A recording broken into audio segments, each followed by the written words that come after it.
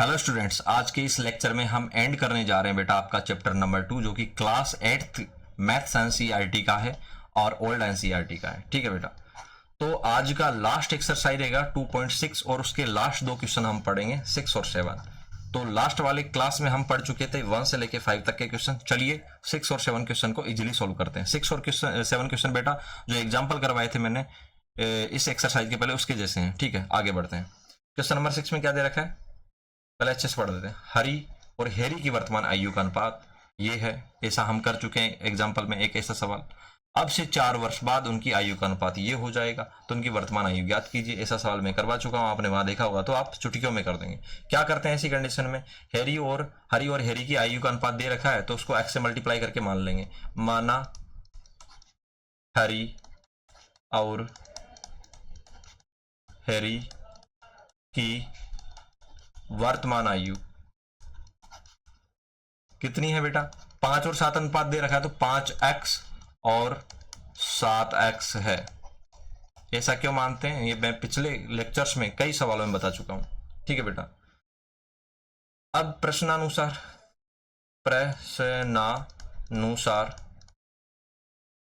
4 वर्ष बाद की बात कर रहा है, तो क्या करेंगे, जोड़ेंगे। बाद हरी की आयु कितनी हो जाएगी बेटा, हरी की अभी कितनी आयु है 5x, 4 वर्ष बाद क्या हो जाएगी 5x प्लस 4 वर्ष। ये वर्ष में आएगी क्योंकि बेटा ये आयु है। जैसे कि मैं आपको बोलूं आपकी आयु 20 वर्ष है तो 4 साल बाद कितनी होगी बेटा, 24 साल बताओगे ना, जोड़ोगे ना 4 साल। इसी तरीके से यहाँ पे हमने 4 वर्ष जोड़ दिया इनकी वर्तमान आयु में। तो इसी प्रकार 4 वर्ष बाद हरी की निकाल ली, हेरी की निकालेंगे। हेरी की आयु कितनी हो जाएगी बेटा, इधर देखो, अभी 5x प्लस 4 किया था, अभी हेरी की वर्तमान आयु 7x है तो इसमें भी 4 वर्ष जोड़ देंगे, जोड़ दिया। अब क्या कह रखा है इसमें देखो, प्रश्न में प्रश्नानुसार क्या कह रखा है कि 4 वर्ष बाद उनकी आयु का अनुपात 3:4 हो जाएगा। तो उनकी आयु 4 वर्ष बाद हमने निकाली, ये और ये है। अब इनका अनुपात किसके बराबर होगा, 3:4 के बराबर। मैंने आपको उस एग्जाम्पल में बताया था 3:4 को हम 3/4 भी तो लिख सकते हैं, क्योंकि बटे का मतलब ही अनुपात होता है। तो हम बिल्कुल ऐसे ही करेंगे, हम लिखते हैं प्रश्नानुसार। जैसा प्रश्न में कहा है कि ऊपर किसकी आयु लिखेंगे, हरी की आयु, ठीक है, नीचे हेरी की, क्योंकि सबसे पहले कौन दिया है, हरी, तो हम पहले हरी को लिखेंगे। क्योंकि पूरा क्वेश्चन पढ़ो, हरी और हेरी की वर्तमान आयु का अनुपात ये है, अब से 4 वर्ष बाद उनकी आयु, मतलब वापस से हरी और हेरी की आयु का ये हो जाएगी, अनुपात ये हो जाएगा। ठीक है, तो क्या करेंगे, सबसे पहले हरी की आयु लिखेंगे 5x प्लस 4, नीचे हेरी की आयु लिखेंगे 7x प्लस 4। 4 वर्ष बाद मैं लिख देता हूं प्रश्नानुसार 4 वर्ष बाद। ठीक है, क्या हो जाएगा, इनकी आयु का अनुपात कितना हो जाएगा बेटा, 3:4, 3/4 हो जाएगा। तो ऐसे क्वेश्चन हम कर चुके हैं, क्रॉस मल्टीप्लाई करके सॉल्व करते हैं। चलिए 5x प्लस 4 मल्टीप्लाई 4 बराबर 7x प्लस 4 मल्टीप्लाई 3। ठीक है, तो ऐसा करने की जरूरत नहीं है आपको, ये क्रॉस कर लगाने की जरूरत नहीं है, मैंने समझाने के लिए लगा दिया। ठीक है, सीधा ब्रैकेट के बाद भी 4 लिख सकते हैं। तो 5x को बेटा 4 से मल्टीप्लाई करोगे तो 20x, 5 चौके 20x, और 4 को 4 से मल्टीप्लाई करोगे 16। इस तरीके से 7x को 3 से मल्टीप्लाई करोगे 7 या 21x, और 4 को 3 से मल्टीप्लाई करोगे तो 4 थी 12। ठीक है बेटा, तो क्या आ जाएगा 20x, 21x को इधर लेके आओ, ठीक है, और 16 को इधर भेजो, तो क्या होगा 20x माइनस 21x, और इधर 12 रह जाएगा, और माइनस का 16 हो जाएगा क्योंकि 16 इधर जाएगा। 20x में से बेटा 21x घटाओ तो बड़ा कौन है, माइनस का, तो माइनस का x बचेगा। ठीक है बेटा, और इधर भी माइनस का 16 बड़ा है तो माइनस का 4 बचेगा। ठीक है, तो माइनस से माइनस कट जाएगा तो x बराबर 4 मिल जाएगा। हमको क्या मिला बेटा, x बराबर 4 मिला। तो हमको क्या निकालना, उनकी वर्तमान आयु, तो निकाल लो। वर्तमान आयु क्या है, हरी की वर्तमान आयु 5x है, हेरी की वर्तमान आयु 7x है। तो बस लिखो हरी अतः हरी की वर्तमान आयु कितनी होगी बेटा, इधर देखो, वो होगी बेटा 5x, 5x, x की जगह वैल्यू रख दो 5, x की जगह 4 रखो, तो कितने आ गए 5 चौके 20 वर्ष। और इसी प्रकार हेरी अतः हेरी की, इसी प्रकार हेरी की वर्तमान आयु निकालेंगे, वर्तमान आयु, क्योंकि वर्तमान आयु तो हम शुरुआत में मानते हैं तो वही लेंगे। तो कितनी है बेटा 7x है। यहाँ पे देखो 7x, तो 7x लिखेंगे, 7 को किससे मल्टीप्लाई करेंगे, x बराबर 4 है, तो 7 चौका 28 वर्ष। क्या कठिन था, बिल्कुल आसान था। क्या ये कठिन था, बिल्कुल आसान था, अगर आपने एग्जाम्पल देखे होंगे तो। एग्जाम्पल भी मैंने करवाए। तो अब चलते हैं क्वेश्चन नंबर 7 पे। ये भी मेरे हिसाब से बिल्कुल ईजी है। एक परिमेय संख्या का हर, एक परिमेय संख्या का क्या है बेटा, हर। हर क्या होता है अभी बताएंगे। उसके अंश से 8 अधिक है। ठीक है बेटा, यदि अंश में 17 जोड़ दिया जाए तथा हर से 1 घटा दिया जाए तब हमें 3/2 प्राप्त होता है। वह परिमेय संख्या ज्ञात कीजिए। ऐसे क्वेश्चनों में कुछ नहीं करना जिसमें अंश और हर वाला सिस्टम आए। क्या करना है, सबसे पहले परिमेय संख्या माननी है। तो माना परिमेय संख्या कितनी है बेटा, x अपॉन कितनी है, y है। कितनी है बेटे, x अपॉन y है। क्या मानेंगे, परिमेय संख्या x अपॉन y है। अब क्या कहा गया है, उस परिमेय संख्या के हर का हर उसके अंश से 8 अधिक है। तो हम ऐसे मान सकते थे, लेकिन हम ऐसे नहीं मानेंगे, क्योंकि क्वेश्चन में क्या दिया गया है, क्योंकि इस तरीके से सवाल हल नहीं हो पाएगा यहाँ पे, क्योंकि इंफॉर्मेशन उस टाइप की नहीं है। तो परिमेय संख्या का हर उसके अंश से 8 अधिक है। तो क्या दिया है बेटा, हर दिया है ना। इस तरीके के सवाल मैं करवा चुका हूं पहले कि जो दिया होता वो नहीं मानते, जो नहीं दिया होता वो मानते। तो हर दिया है ना, हर क्या है, अंश से 8 अधिक है।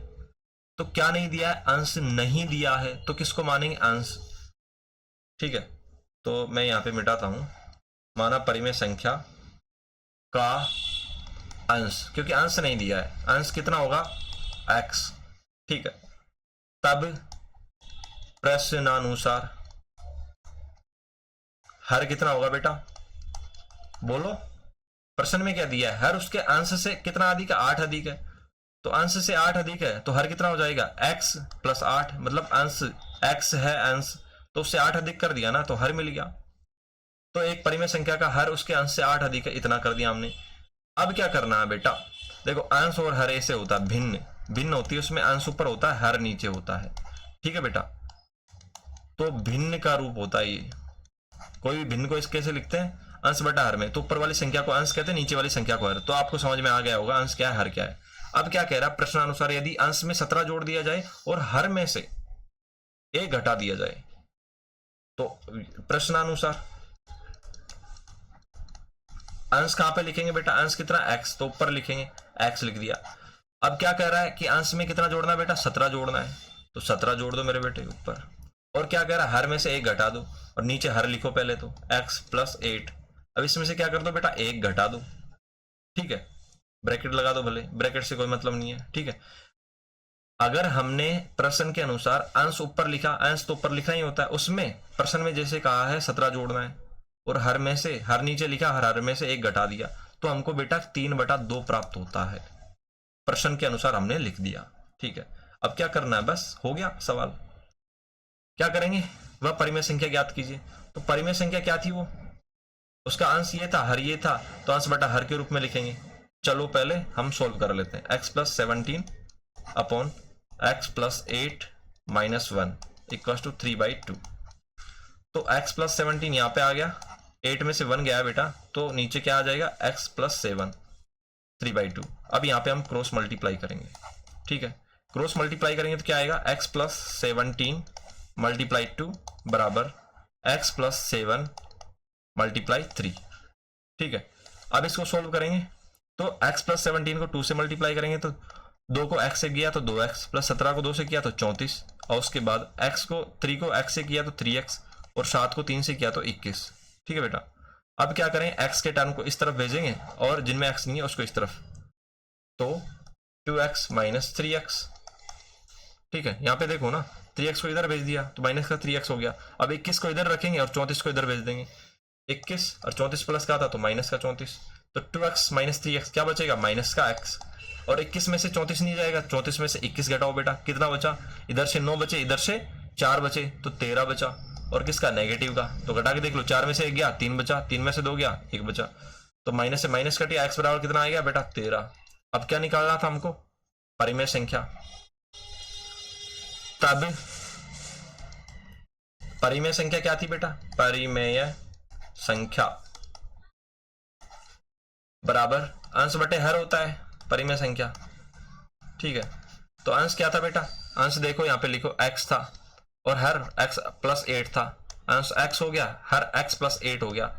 अब परिमेय संख्या प्राप्त करने के लिए क्या करेंगे, x की जगह बेटा 13 रख देंगे, यहाँ पे 13 और नीचे भी 13 प्लस 8, तो क्या आ जाएगा, ऊपर 13 नीचे आ जाएगा 13 और 8 कितना हुआ बेटा, लगाओ दिमाग, 21। तो परिमेय संख्या क्या मिल गई, 13/21। ठीक है, क्या ये कठिन था, बिल्कुल आसान था। ये इस चैप्टर नंबर 2 का ओल्ड एनसीईआरटी का लास्ट सवाल था। तो ये खुशी की बात है कि आज हमारा ये चैप्टर एंड होता है। तो थैंक्स फॉर वॉचिंग, बने रहिएगा और कंसेप्ट क्लियर करते रहिएगा मैथ्स इज एवरीवेयर के साथ। ठीक है बेटा, कोई भी डाउट है तो नीचे भेजिएगा कमेंट सेक्शन में। और जिन बच्चों ने सारे क्लासों को अच्छे से लिया होगा अभी उनका चेहरा ऐसा होगा, जिन्होंने बेटा बार बार आलस किया होगा या नहीं बीच बीच में स्किप करके अलग अलग चीजें पढ़ी होगी तो उनका चेहरा ऐसा होगा। ठीक है, तो सारी क्लासों को पढ़िए तो आपका चेहरा ऐसा हो जाएगा, क्योंकि आपको सारे क्वेश्चन आएंगे। और आपने अगर एक एक दो दो चीजें पढ़ी बीच बीच में छोड़ छोड़ के पढ़ा है तो बेटा हालत खराब है आपकी। Thank you for watching.